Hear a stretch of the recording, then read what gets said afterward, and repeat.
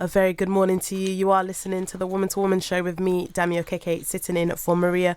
And my guest in the studio is Yvonne Ellis, who is the author of a book called Daughter Arise. And she's also got a new book that she's going to be telling us about.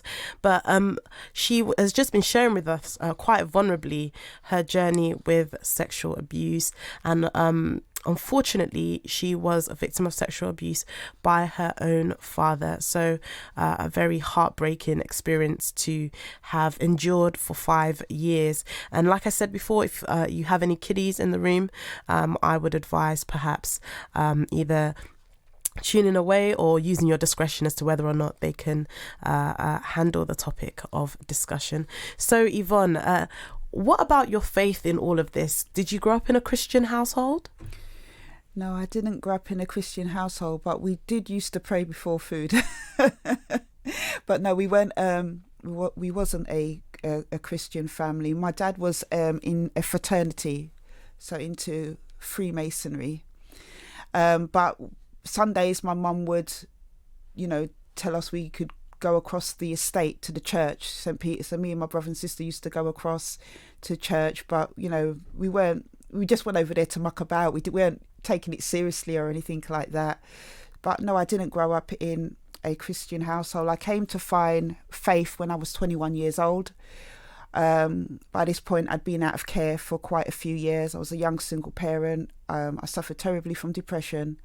And there was just so much going on. And it was just before I had my first nervous breakdown, before I was admitted into hospital, that I found God. And I was going to a little church before that. I wasn't a born-again Christian or anything, and they came round one night, and the pastor, who was really nice, and he told me about Jesus and what he did for me on the cross, and if I wanted him to help me and to come into my heart and life, and I said yes. And then no sooner had that happen, sometimes they say you have to hit the ground before you can come back up.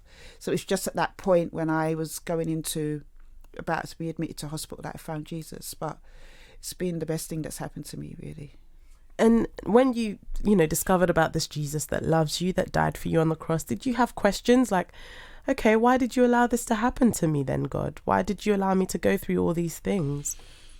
I think very early on I did have those types of questions, especially when I was going through all kinds of psychological issues that was affecting my everyday life, especially through the depression and everything. And I never received any answers from God why I went through it, but I certainly don't blame God for what I went through. I learned over time that everybody has choices, everybody has the gift of free will.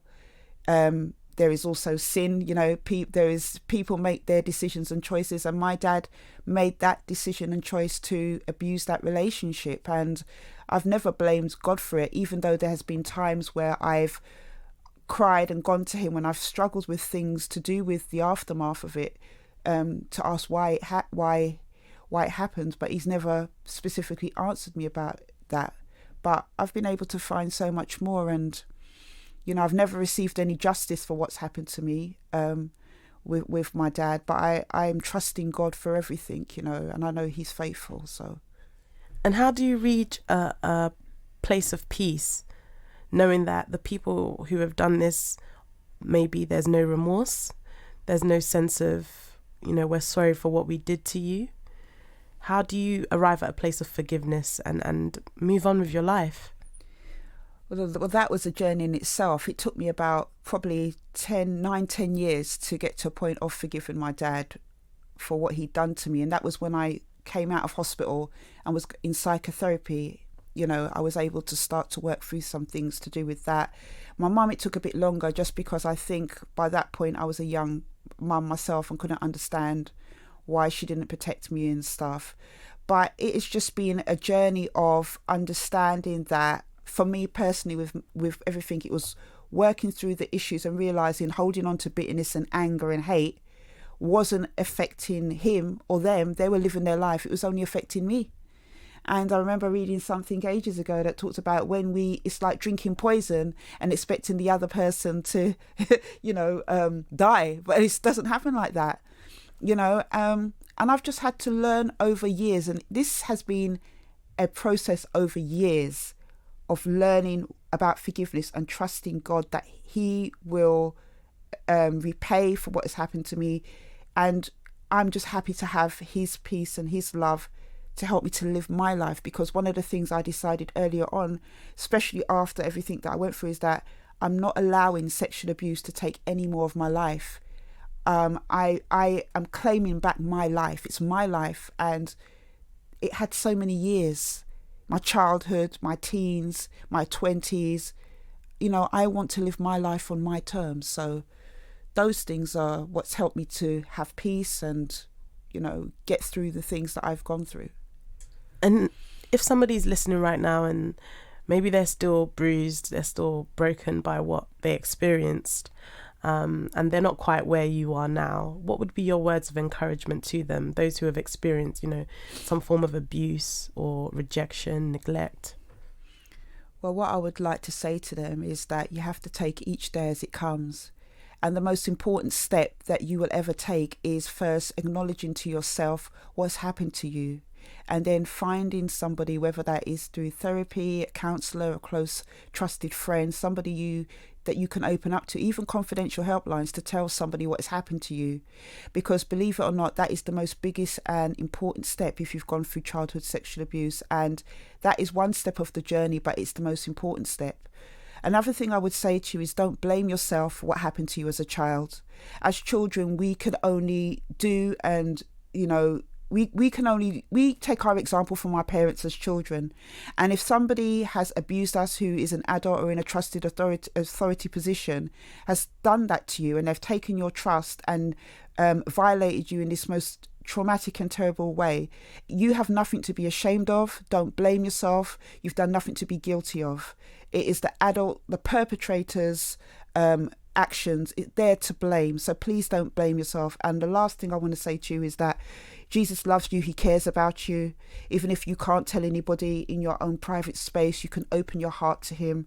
And, you know, just as you talk to a friend, just open your heart and he will be there. And, you know, these are the things that helped me. Now, you wrote an autobiography called Daughter Rise. Tell us a little bit about that. Daughter Rise basically is about my journey from going through sexual abuse to everything I went through in the aftermath, living in government care, you know, being a single mum. I went through lots of different things, a lot of adversity. And basically it was my journey from going through sexual abuse to all the different things I went through and how I overcame that. That's what the book is about. And it's there to give hope and encouragement to others, male or female survivors who have been through sexual abuse. And what gave you the courage to share something that was, you know, such a huge part of your life that you wrestled with for so many years? What gave you the courage to share that so publicly? Well, it was a number of things, really. I grew up in the care system, so a lot of my peers had gone through different types of abuse, whether sexual, neglect, physical abuse. I had friends and colleagues that had been through it, but more importantly than that as well, because I was sexually abused, I had a lot of kind of difficult external issues that were visible, whether that could be depression or, you know, sometimes I'd act a little bit crazy with the things I did. And it kind of was something that people felt that they could put me down about. You know, I never had a voice. I came from the care system. I'd gone through sexual abuse. People, you know, didn't want to hear what I had to say. And, you know, God gave me the words Talitha Kum. And from that moment onwards, and, you know, that's about about Jairus' daughter in Mark 5:41, who everybody had written off as dead, had tossed her to the side, tossed them, don't bother, go and help that girl, she's dead. And God gave me those words, Talitha Kum, and that's where Daughter Arise come from, because it's about how I've arisen out of adversity. And he gave me that platform, the book, to write, to share my voice, to get my story out there. And that book was first released in 2010 and I re-released it in January 2017. But it has touched, you know, just from the emails and people that have contacted me, many people over different parts of the world. So that's how it came about, just about me finding my voice. And you've once again put pen to paper and you have a new book called Choose Life. Tell us, what's this one about?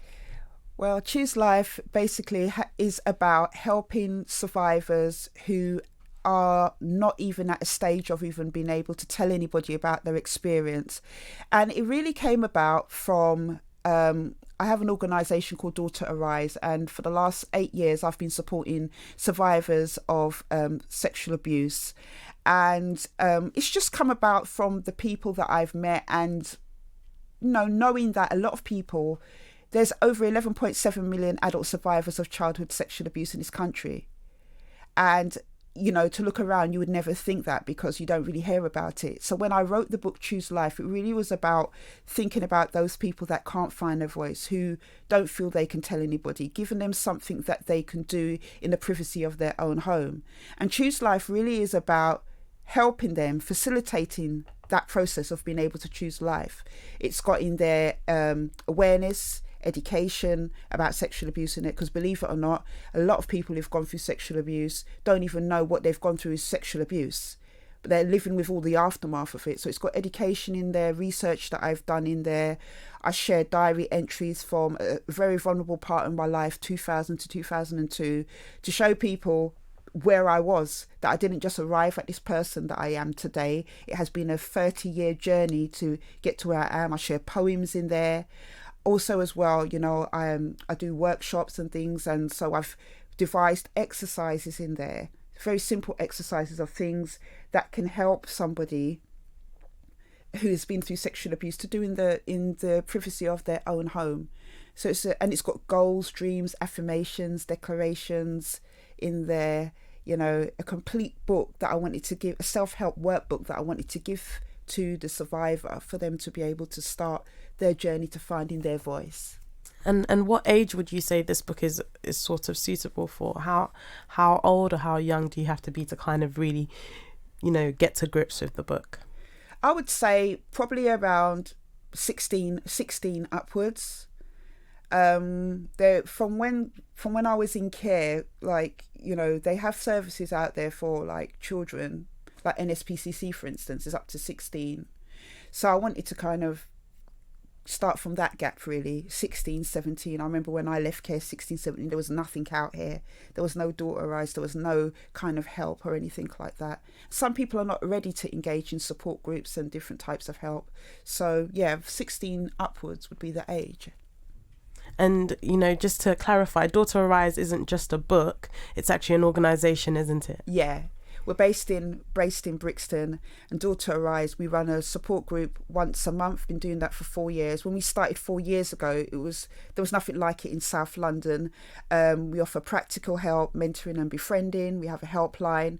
And again, people can email and stuff. We do events, host events, awareness events as well. So it's nearly 8 years old. And I set it up literally after the book was published 2010, and I set up Daughter Arise in July 2011, and it's been going for nearly 8 years.